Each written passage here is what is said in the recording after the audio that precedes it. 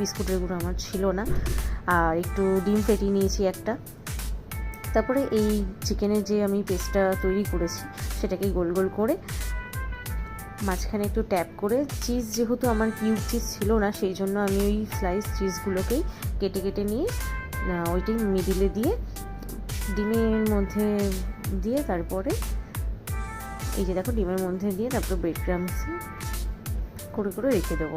সব কটা বল এইভাবে আমি সব তৈরি করে নিয়েছি। আমার 300 গ্রাম চিকেন দিয়ে 15টা চিজ বল হয়েছে। এরপর কড়াইতে তেল গরম করে মিডিয়াম ফ্লেমে এটাকে ভাজতে হবে। বেশি হিট করে দিলে কিন্তু ওপর থেকে পুড়ে যেতে পারে। তো দেখো আমি মিডিয়াম ফ্লেমে আস্তে আস্তে করে ভেজে নিচ্ছি। আমার ভাজা প্রায় কমপ্লিট হয়ে গেছে।